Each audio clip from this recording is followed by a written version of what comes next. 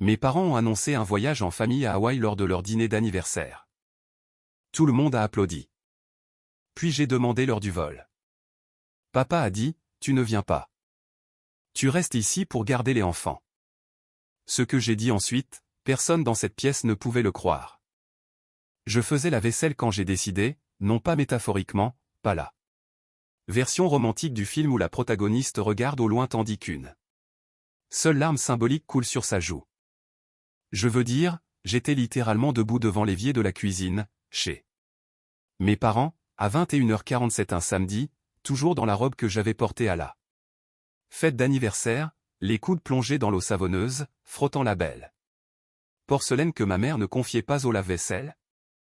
Le service que j'avais passé 45 minutes à polir à la main avant l'arrivée des invités, quand il est devenu clair pour moi, avec une finalité presque physique, que j'en avais assez d'attendre que ma famille me voie. 30 personnes venaient de voir mon père me dire que je n'étais pas invité à Hawaï, pas en privé, pas en aparté, le genre d'exclusion qui se fait en chuchotement et peut être expliqué plus tard comme une mauvaise communication. Mais à voix haute, au micro. Devant toutes les personnes que mes parents avaient jugées suffisamment importantes pour assister à leur 30e fête d'anniversaire. Des personnes pour lesquelles j'avais passé une semaine à me préparer, des marque-places que j'avais calligraphiées à la main. 60 coupes de champagne. Polies une par une coordination traiteur qui avait nécessité 11 appels. Sur 3 semaines pour être mise en place. Tu n'as pas besoin de connaître l'heure du vol, Wendy. Tu n'y vas pas. Quelqu'un doit rester derrière et surveiller les enfants. 30 pères. Dieu. J'avais souri, hoché la tête, m'étais excusé pour la cuisine. Et maintenant, me voilà, à faire leur vaisselle, tandis que la chose que je construisais tranquillement depuis 3 ans était sur mon téléphone, dans un dossier que je n'avais pas ouvert depuis 6 jours, attendant que je sois prête. J'ai essuyé mes mains avec le torchon. J'étais prête. Laissez-moi vous parler d'eux. La famille Dixon, car vous devez comprendre l'architecture avant de comprendre comment elle s'est effondrée. Mes parents, Robert et Caroline Dixon, avaient 2 filles, Megan, 34 ans, 3 ans de plus que moi, qui avait le don particulier d'être le genre de beauté autour de laquelle les pièces se réorganisaient. Les gens se retournaient quand Megan entrait, non pas parce qu'elle l'exigeait, mais parce qu'elle avait, à un moment de son enfance, simplement décidé que c'était ainsi que les pièces fonctionnaient, et les pièces avaient acquiescé. Elle a épousé Derek Ashworth à 29 ans, lors d'une cérémonie qui a coûté 62 000 $. Et a produit le genre de photographies qui sont présentées dans les blogs de mariage. Ils avaient 2 enfants, âgés de 5 et 3 ans, qui étaient constamment photographiés et rarement gérés. Et puis il y avait moi, Wendy. L'introduction de ma mère lors des fêtes n'avait pas changé en 15 ans. C'est Wendy. Elle aide pas. C'est ma fille, Wendy, qui a un diplôme en art visuel et travaille dans le design graphique et a été décrite par 3 personnes différentes cette année comme inhabituellement perspicace. Juste, elle aide. Présent. Continu. Définitionnel. J'avais passé toute ma vie d'adulte comme l'infrastructure de cette famille. Celle qui arrivait à 7 heures du matin pour commencer à cuisiner. Pendant que Megan arrivait à midi en robe d'été et s'asseyait pour être servie. Celle qui organisait les dîners d'anniversaire, coordonnait la logistique des fêtes, se souvenait des restrictions alimentaires de chacun, des allergies et des opinions bien arrêtées sur les arrangements de sièges. Celle qui a conduit 4 heures pour aider ma mère après son opération du genou, tandis que Megan envoyait des fleurs et une carte disant « pensée de guérison ». Je n'étais pas amer à ce sujet, exactement. Amer implique une aigreur qui s'accroche et se répand. Ce que j'étais, pendant la majeure partie de mes 20 ans, c'était simplement invisible, si constamment négligé que j'avais commencé à me négliger moi-même. Puis est venue la rupture. Il s'appelait Callum. Nous étions sortis ensemble pendant 2 ans, et quand il a mis fin à notre relation, il a dit « Tu es toujours juste là, Wendy, comme un meuble. Il l'a dit sans cruauté, ce qui était d'une certaine manière pire. Il l'a dit comme on décrit une caractéristique factuelle d'une pièce, pas une blessure qu'on inflige. Je suis rentré de cette conversation et je suis resté assise dans mon appartement pendant longtemps. Puis je me suis levé et je suis allé me promener. Il y avait un prêteur sur gage à 3 pâtés de maison 2. Mon appartement, le genre avec des instruments en vitrine et une atmosphère générale d'histoires accumulées. Je passais devant tous les jours sans m'arrêter. Cette nuit-là, je me suis arrêté. Dans la vitrine, un Canon EOS Rebel T6i d'occasion avec un objectif 50 mm, une batterie de rechange et un sac photo avec une fermeture éclair cassé. Le prix affiché était de $180. Je l'ai acheté. Je n'ai rien dit à personne. J'ai commencé à photographier les week-ends, tôt le matin, comme on commence tout ce qu'on ne veut pas voir scruter. Discrètement, en privé, avant que quiconque puisse avoir une opinion là-dessus. J'ai d'abord photographié dans mon quartier, puis j'ai élargi. J'étais attiré, sans comprendre pleinement pourquoi au début, par les personnes qui occupaient l'espace comme j'avais toujours occupé l'espace dans ma famille. Des personnes qui étaient présentes et utiles et entièrement inaperçues. Des femmes âgées au arrêt de bus, attendant avec la patience particulière des personnes qui ont appris que ce dont elles ont besoin vient rarement vite. Des concierges de nuit terminant leur quart de travail à 6 heures du matin, appuyés contre le mur des entrées de service des hôpitaux avec ce genre de fatigue spécifique qui va jusqu'au fond. Des vendeurs de rue aux mains calleuses, installant leur table dans la lumière bleue avant que la ville ne se réveille complètement. J'ai appelé la série Femmes Invisibles. J'ai posté anonymement sur Instagram sous le nom d'utilisateur @InvisibleWomenProject. Je n'ai utilisé aucun nom réel, aucune balise de localisation, aucune information d'identification. J'ai posté parce que le travail devait exister quelque part en dehors de mon appartement, pas parce que j'attendais que quelqu'un le trouve. 12 000 personnes l'ont trouvé quand même. Le compte a grandi lentement, puis plus vite. La façon dont les choses grandissent quand elles disent quelque chose de vrai, que les gens attendaient d'entendre. J'ai commencé à recevoir des messages d'autres femmes qui se reconnaissaient dans les photographies. Des conservateurs demandant des tirages. Une journaliste qui a écrit un petit article pour un blog d'art sur le compte et ses portraits discrètement dévastateurs de l'invisibilité féminine. Il y a 8 mois, un email est arrivé d'une directrice de galerie nommée Claire Okafor, de la Coastal Light Gallery à Carmel, en Californie. Ses références n'étaient pas subtiles. Coastal Light fonctionnait depuis 16 ans, avait lancé la carrière de 4 photographes qui sont maintenant représentés par des agences à New York et Londres, et était considérée comme l'une des galeries de taille moyenne les plus respectées de la côte ouest. Claire elle-même avait 21 ans d'expérience en curation d'art, avait été présentée dans Art in America 2 fois, et avait un doctorat en culture visuelle de l'UC Berkeley. Elle avait trouvé mon compte. Elle le suivait depuis 4 mois. Elle voulait m'offrir une exposition individuelle, 15 photographies, vernissage dans 6 semaines. Son équipe s'occuperait de l'encadrement, de l'éclairage et de l'événement lui-même. Elle a demandé ce dont j'avais besoin. J'ai regardé cet email pendant 3 jours. Je n'ai pas répondu. Parce que les bonnes choses, on m'avait appris à y croire, lentement, sûrement. Pendant 31 ans, n'arrivaient pas aux gens comme moi. J'étais le meuble, l'aide, celle qui surveillait les enfants. Puis il y a eu la fête d'anniversaire, et mon père au micro, et 30 paires d'yeux. Et je suis retourné à mon évier de cuisine. J'ai séché mes mains, j'ai ouvert l'email de Claire Okafor et j'ai tapé « Je suis prête, parlons-en ». La fête avait commencé magnifiquement. C'est la partie que je dois vous faire comprendre. Elle avait été sincèrement belle, et je l'avais rendue ainsi, et je veux que cela soit consigné. Je suis arrivé chez mes parents à 7h15, le samedi de la fête. Les traiteurs n'étaient pas attendus avant midi. J'avais passé la semaine précédente à chercher des fleurs pour les centres de table chez un fleuriste en gros de la ville voisine, à trouver des calligraphes pour écrire à la main 60 marques place et à coordonner les préférences alimentaires de 30 invités avec une entreprise de traiteurs qui m'avait initialement dit qu'elle ne pouvait pas répondre aux exigences sans gluten et végétalienne, puis avait changé sa position après que je leur ai envoyé un email très détaillé. J'ai poli 60 coupes de champagne à la main ce matin-là.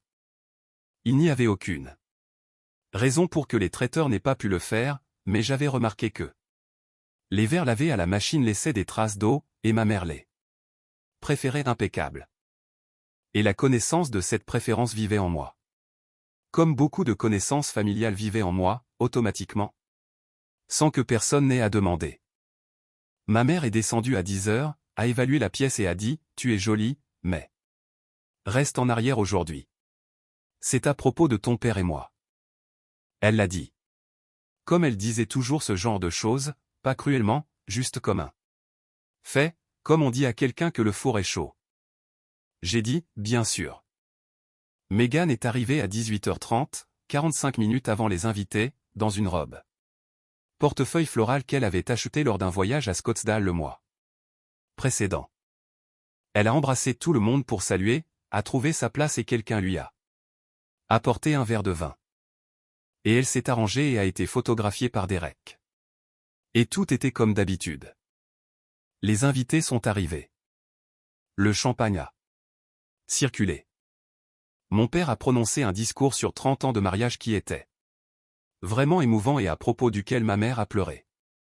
De vraies larmes, et à ce moment-là, il n'était que deux personnes qui s'aimaient et j'étais heureuse pour eux.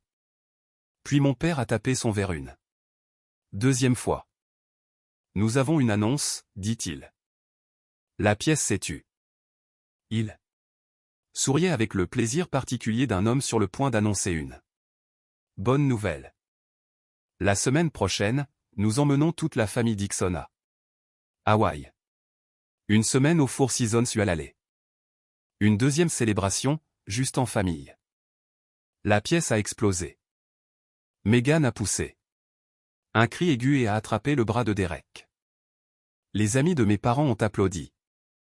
Quelqu'un a dit « Oh, c'est merveilleux », et quelqu'un d'autre a dit « Vous le méritez », et le niveau de champagne dans les verres a semblé monter avec l'énergie de la pièce.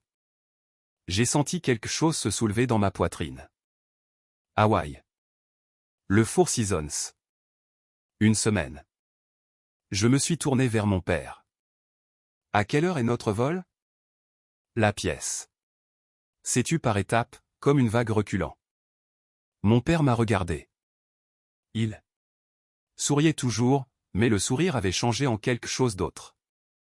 L'expression spécifique d'un homme qui n'a pas encore décidé si c'est un inconvénient ou un problème. Tu n'as pas besoin de connaître l'heure du vol. Wendy.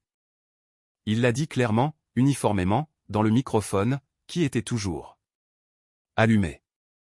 Tu ne viens pas, Mégane et Derek ont besoin de vraies vacances. Tu garderas les enfants. 30 père Dieu. J'ai traité ce que j'entendais. Les mots sont arrivés individuellement avant de s'assembler en une phrase. Tu ne viens pas. Tu garderas les enfants. J'ai souri. J'ai hoché la tête. J'ai dit, bien sûr. Je suis allé à la cuisine. Et j'ai commencé à faire la vaisselle. Les invités sont partis à 23h. Mégane et Derek sont partis à 23h15, bavardant à propos des valises et des réservations d'excursion. Les enfants dormaient déjà à l'arrière de leur voiture. Mes parents sont montés à l'étage. Les traiteurs avaient rangé et étaient partis. La maison était à moi, ainsi que la vaisselle et les 60 coupes de champagne. Polly, retournant à leur place dans le placard. J'ai fini la vaisselle à 23h48. J'ai emprunté l'ordinateur portable de ma mère sur le comptoir de la cuisine. Pour m'envoyer un fichier client dont j'avais besoin pour lundi. Elle l'avait Laissé ouvert pendant les fêtes pour rechercher des informations sur les invités. Et ne l'avait pas fermé. Son email était toujours ouvert dans le navigateur. Il y avait un fil de discussion en haut de sa boîte de réception, horodatée 6 jours plus tôt. Objet. Arrangement Hawaï, situation Wendy. Je l'ai regardé un instant, puis je l'ai ouvert. Ma mère à Megan, nous devons trouver qui garde les enfants. Pendant Hawaï. Je pensais à Wendy. Elle est toujours là de toute façon, et ce n'est pas comme si elle avait quelque chose d'important à faire. Petite pause. Si vous voulez plus d'histoires comme celle-ci, de meilleure qualité, mon Spotify est lié dans la description. Franchement, c'est comme avoir une aide gratuite. Elle devrait être reconnaissante que nous lui donnions quelque chose à faire. Megan à ma mère. Elle se sentira probablement utile pour une fois. C'est un peu triste, honnêtement, mais au moins ça nous arrange. Ne lui dis pas. Trop tôt, ou elle pourrait faire des projets. Ma mère à Megan, bon point. Nous lui dirons à la fête. Robert pourra l'annoncer. Comme ça, elle ne pourra pas faire de scène devant tout le monde. Je l'ai lu 3 fois. Non pas que je ne l'ai pas compris la première fois, mais parce que je voulais le comprendre complètement. Je voulais avoir absorbé chaque mot avant de décider quoi en faire. C'est comme avoir de l'aide gratuite. Elle devrait être reconnaissante que nous lui donnions quelque chose à faire. Elle se sentira probablement utile pour une fois. Dis-lui à la fête. Comme ça, elle ne pourra pas faire de scène. J'ai fait des captures d'écran de chaque message du fil, je me les suis envoyés. Par email, j'ai fermé le fil, j'ai effacé l'historique du navigateur. Puis je suis allé à ma voiture, suis rentré chez moi, et j'ai répondu à l'email de Claire Okafor. 6 semaines. 6 semaines entre cet évier de cuisine et la nuit. Qui a tout changé? Et je veux vous dire, ces 6 semaines ont été faciles, et triomphantes, et remplies de l'élan satisfaisant d'une femme qui reprend son histoire. Elles ne l'ont pas été. Elles furent terrifiantes et logistiquement complexes, et il y eut au moins 3 moments distincts où j'ai failli tout abandonner. Claire Okafor fut remarquable tout au long de cette période. Elle a 61 ans, a travaillé dans la conservation d'art depuis 21 ans, et a une façon de parler des photographies qui vous fait comprendre qu'elle n'est pas gentille quand elle vous dit que quelque chose est bon. Elle est précise. Elle m'a appelé la semaine après ma réponse, et nous avons parlé pendant 2 heures. Elle a posé des questions sur la série, les sujets, les choix techniques, ce que j'essayais de dire et ce que j'avais peur de dire. Elle a dit. Vous avez fait un travail sur l'invisibilité. Comprenez-vous que vous avez été visible pour 12 000 personnes pendant 8 mois. J'ai dit que j'étais en train de comprendre cela. Elle a dit, bien. Travaillez-y plus vite. Son associé, un jeune homme nommé Thomas Park, qui avait un master en administration des arts de NYU et gérait toute la logistique des expositions, a été la personne qui a fait en sorte que les 6 semaines se déroulent réellement. Il a coordonné l'encadrement avec un studio à San Francisco, organisé l'expédition, géré les détails de la soirée d'ouverture, et m'a envoyé un calendrier si complet et bien organisé que j'ai brièvement voulu l'embaucher pour ma vie personnelle. Les photographies ont été imprimées en 24x 36 pouces sur du papier mat d'archivage, encadré en chêne blanc avec du verre musé. 15 pièces. Quand Thomas m'a envoyé la première preuve photographique d'une impression encadrée. Contre le mur blanc de la galerie, je me suis assise sur le sol de mon appartement et y suis resté un moment. Ma thérapeute, la docteure Angela Rowan. Psychologue clinicienne agréée, 12 ans de pratique, profondément patiente avec ma combinaison particulière de faible estime de soi et de haute compétence. Suivait ce processus avec moi depuis des mois. Elle connaissait le compte anonyme, l'email de la galerie, la décision de répondre. Elle ne connaissait pas la fête d'anniversaire ni le fil de mai. Avant que je ne lui en parle la semaine suivante. Elle est restée silencieuse un Instant quand j'ai eu fini. Vous avez des documents, dit-elle, et vous avez une exposition en galerie, et vous n'avez pas encore décidé quoi faire d'eux. L'une ou l'autre de ces choses. Non, dis-je. Que voulez-vous faire? J'ai regardé par la fenêtre. Je veux que les gens qui m'ont rendu invisible, ai-je dit, voient exactement ce que j'ai construit dans l'ombre. Elle a laissé cela reposer. D'accord, dit-elle. Parlons de comment vous faites cela sans que cela ne vous consume. Nous avons parlé pendant le reste de la séance, et la suivante, et celle d'après. Au moment de l'ouverture, j'y avais réfléchi sous suffisamment d'angles pour savoir ce que je faisais et pourquoi, et j'avais fait la paix avec les parties qui n'étaient pas entièrement pures. Soirée d'ouverture, Coastal Light Gallery. Carmel, Californie. Le premier vendredi de décembre, 19 h. Je n'avais pas parlé de l'exposition à ma famille. C'était aussi délibéré. Ma mère avait demandé, 3 semaines après la fête d'anniversaire, ce que j'avais fait récemment, la question que les gens posent quand ils veulent montrer de l'intérêt sans y investir d'attention, et j'avais dit que j'avais travaillé sur un projet. Elle avait dit, c'est bien, chérie, et avait déplacé la conversation vers l'annonce de la grossesse de Meghan, qui était arrivée la semaine précédente, et j'avais laissé faire. J'avais, cependant, mentionné l'exposition à Meghan, mais pas directement. J'avais dit à une amie de la famille, Paula, une femme qui avait assisté à la fête d'anniversaire, et qui avait été dans la pièce lors de l'annonce de mon père, et qui, j'avais des raisons de le croire, avait un réseau d'information très efficace. Que j'avais une exposition de photographie qui ouvrait à Carmel en décembre, et que la galerie avait été très favorable. Je l'avais dit sur le ton de quelqu'un qui partage une bonne nouvelle, pas pour tendre un piège. Ce que Paula a fait de l'information, c'était l'affaire de Paula. Ce que je savais, c'est que si Meghan entendait parler d'une ouverture de galerie, elle viendrait. Non pas par fierté pour moi, mais par l'anxiété spécifique qu'une absence à un événement familial important puisse lui être reprochée plus tard.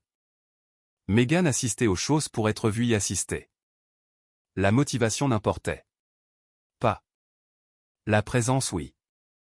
La galerie ce soir-là était tout ce que Claire avait promis. 15. Photographies sur des murs blancs, chacune éclairée par le haut avec la précision chaleureuse d'un éclairage sur rail soigneusement placé qui donnait l'impression que les images étaient éclairées de l'intérieur. Un quatuor à cordes dans un coin, pas bruyant, juste présent, comme la musique devrait l'être. Dans ces occasions. Champagne, 50 invités, la moitié d'entre eux des personnes que Claire avait invitées de son réseau de collectionneurs, l'autre moitié des personnes qui avaient trouvé le compte du projet, Invisible Women. Et s'étaient inscrites pour l'ouverture sur le site web de la galerie. La pièce maîtresse était une femme que j'avais photographiée à un arrêt de bus. Un mardi matin de mars, âgée, environ 75 ans, dans un bon manteau un peu trop léger pour le temps, un sac en toile sur ses genoux, regardant quelque chose. Hors cadre avec une expression patiente, privée et complète. Le tirage était monté à hauteur des yeux au bout du mur principal, la première chose que l'on voyait en entrant dans la galerie. Claire l'avait mis à $3000. À 19h45, il était vendu. L'acheteuse était une femme nommée Dorothy Payton, collectionneuse privée, 15 ans sur le marché de l'art californien, connue de Claire comme quelqu'un qui achetait ce qu'elle voulait garder plutôt que ce qu'elle voulait revendre. Elle avait regardé la photographie pendant longtemps avant de se tourner vers Claire. Et de dire simplement, celle-ci. Je parlais avec Thomas près de la table de champagne quand la porte de la galerie s'est ouverte. Meghan est entrée. Elle était encore bronzée d'Hawaï, une brûlure spécifique et inégale sur son nez et ses joues qui apparaît quand on s'endort au bord d'une piscine l'après-midi. Elle portait une robe d'été fleurie, ce qui en décembre à Carmel signifiait qu'elle avait froid, ce qui signifiait qu'elle s'était habillée pour l'esthétique de la galerie plutôt que pour la météo. Derek était derrière elle, téléphone en main, fronçant les sourcils en regardant La pièce avec l'expression d'un homme qui avait accepté d'assister à quelque chose et calculé déjà quand il pourrait partir. Ils ont scanné la pièce. Ils m'ont trouvé. Meghan s'est avancée, les bras déjà ouverts. La chaleur totale. Déployée. La performance d'une femme qui aimait beaucoup sa sœur en public. Wendy, elle parlait avant de m'atteindre. Nous étions si inquiets. Nous sommes arrivés hier. Nous sommes venus directement ici. Nous avons besoin que tu rentres à la maison. Je suis de nouveau enceinte. Tu sais à quel point le premier trimestre est difficile pour moi. J'ai besoin de toi. Pas. C'est incroyable. Pas. Je ne savais pas que tu pouvais faire ça. Pas. Même, félicitations pour l'exposition. Juste, j'ai besoin de toi. C'était toute l'architecture de 31 ans en une phrase. Je l'ai regardé, son coup de soleil des vacances où je n'avais pas été invité, la robe d'été choisie pour l'effet plutôt que la chaleur, la pièce dans laquelle elle était entrée sans regarder une seule photographie sur les murs. Meghan, dis-je. Ma voix était calme, complètement calme, comme elle l'est quand on a pris une décision et qu'on a fini de délibérer. Tu peux embaucher une nounou. Derek gagne assez. Ce que tu ne peux pas faire, c'est m'embaucher, parce que je n'ai jamais été payé. Sa bouche s'est ouverte. Ce n'est pas un hobby. J'ai fait un geste vers les murs, vers les 15 photographies qui avaient pris 3 ans, une relation brisée, un appareil photo à $180, et 12 000 inconnus. Pour exister. J'ai vendu 4 pièces ce soir, $8 000. Mon travail a de la valeur. J'ai fouillé dans la poche de ma veste et j'ai sorti mon téléphone. Je veux vous lire quelque chose, dis-je. Ma mère se tenait à 3 mètres de là. Elle était arrivée discrètement, quelques minutes auparavant, vêtue d'un trench-coat Burberry et de perles d'église, c'est ainsi qu'elle s'habillait. Quand elle voulait avoir l'air d'être arrivée à un endroit approprié. Elle était venue, je l'ai compris en temps réel, la regardant contempler la pièce, parce que Paula avait dit à quelqu'un qu'il avait dit à sa fille qu'il avait dit à ma mère, et ma mère était venue superviser ce qui se passait, pour être présentée en contrôle du récit.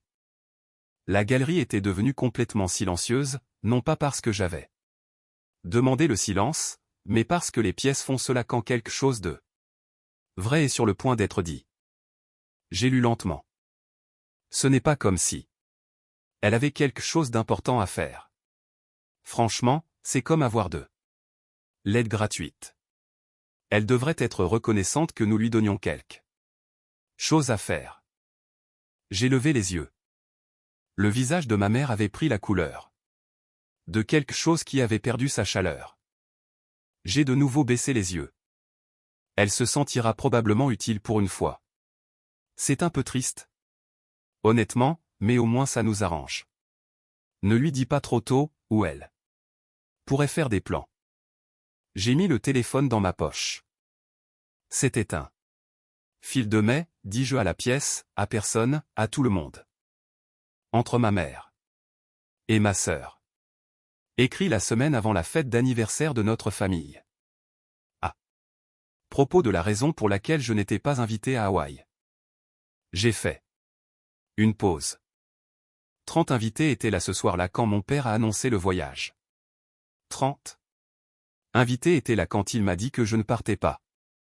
J'ai regardé autour de la galerie. Il y a 30 invités ici ce soir aussi. Meghan regardait le sol.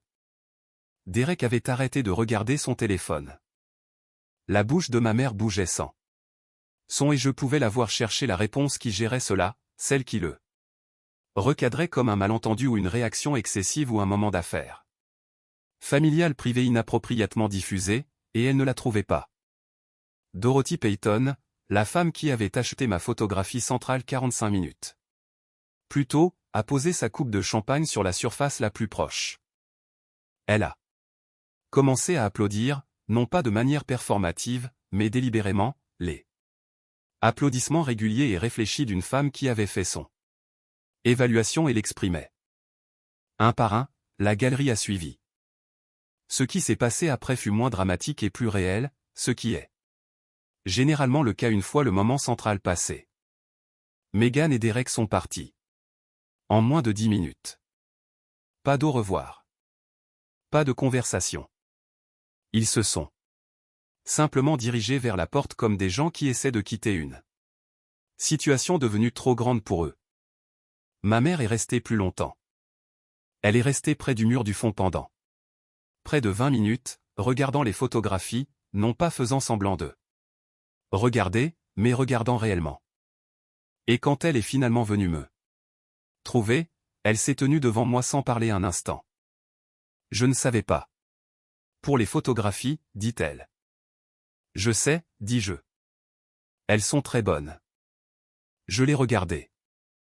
Je le sais aussi. Elle est partie sans un autre mot, non pas froidement, juste avec la dignité spécifique d'une femme à qui les mots manquaient pour un tel moment, et elle le savait. Je suis resté jusqu'à la fermeture de la galerie à 22 heures. Claire Okafor m'a trouvé vers la fin de la soirée près de la fenêtre, regardant la rue. Cette pièce vendue, dit-elle, y compris une deuxième pièce à Dorothy, ce qui n'arrive pas au vernissage. 14 000 $, dis-je. 14 200 $, dit-elle, et j'ai 2 collectionneurs qui demandent à être contactés. Pour le reste du travail. J'ai regardé les photographies sur les murs, la femme à l'arrêt de bus dans son manteau trop fin, le concierge avec sa serpillière et son regard lointain, les mains calleuses et habiles du vendeur de rue encadrant une orange à l'aube. Elles allaient toujours trouver un public, dit Claire, sans me regarder. Le travail était toujours aussi bon. Il vous fallait juste arrêter d'attendre la permission. 8 mois plus tard, la série Invisible Women a voyagé. Après Carmel, Claire a organisé une exposition dans une galerie à Portland et une exposition de groupe à Chicago, où 3 de mes photographies sont apparues au côté d'œuvres de photographes que j'admirais depuis des années. J'ai maintenant une représentation. Une petite agence à San Francisco appelée Holloway, dirigée par une femme nommée Dana Su, qui a 20 ans d'expérience dans la représentation des beaux-arts et qui décrit son travail comme « trouver les sérieuses, tôt ». Je n'ai pas embauché de nounou pour Meghan. Elle en a embauché une elle-même, une femme nommée Claire, qui, de l'avis général, est excellente et rémunérée de manière appropriée. La différence entre Claire et moi est que Claire rentre chez elle à la fin de la journée. Je rentre aussi chez moi maintenant, dans mon appartement, qui a 3 de mes propres photographies au mur. Pas les célèbres, juste les premières. Celles que j'ai prises dans mon quartier le premier mois quand j'apprenais encore ce que je cherchais. Ce n'est pas techniquement mon meilleur travail, mais c'est là que tout a commencé. Ma relation avec mes parents est ce qu'elle est. Ma mère m'a appelé en janvier, 6 semaines après l'ouverture de la galerie, et a dit qu'elle avait pensé à la photographie de la femme à l'arrêt de bus. Elle a dit que cela lui rappelait sa propre mère, décédée quand ma mère avait la trentaine. Elle l'a dit doucement, sans préambule, au milieu d'une conversation sur autre chose, comme les gens disent les choses vraies, de travers, quand ils pensent que vous ne faites pas pleinement attention. J'ai dit, je sais. Je l'ai prise. À cause d'elle. Une longue pause. Tu te souviens d'elle, dit ma mère. Pas tout à fait une question. Bien sûr que si, dis-je. Nous avons parlé encore. Un moment. Je ne sais pas encore ce que cela signifie, ni où cela mène. Je le tiens soigneusement. Mon père n'a pas appelé. La photographie de Dorothy Payton, la femme à l'arrêt de bus dans son bon manteau, est accrochée chez elle à mon trait. Elle m'a envoyé une photographie d'elle sur le mur, une pièce avec de hauts plafonds et une bonne lumière, l'image à hauteur des yeux, visible depuis l'embrasure de la porte et la chaise où elle lit. Elle a écrit dans l'email, je la regarde tous les matins. Merci de l'avoir vue. J'y pense beaucoup. L'appareil photo que j'ai acheté pour 180 $ est dans Un étui dans mon placard. Je l'ai maintenant. Retiré. J'utilise un Fujifilm GFX. Maintenant. Moyen format. Le genre d'équipement que je n'aurais pas pu imaginer m'offrir il y a 3 ans. L'objectif seul coûtait plus que 4 mois de loyer que je payais quand tout a commencé. Je le mentionne non pas pour impressionner qui que ce soit. Je le mentionne parce qu'il existe une version de cette histoire qui se termine à la galerie, avec les applaudissements et les emails lus à voix haute, et le regard sur le visage de ma mère, et cette version est satisfaisante. C'est la version qui est racontée, mais la vraie fin est plus silencieuse. C'est un appareil photo à $180 qui a tout changé.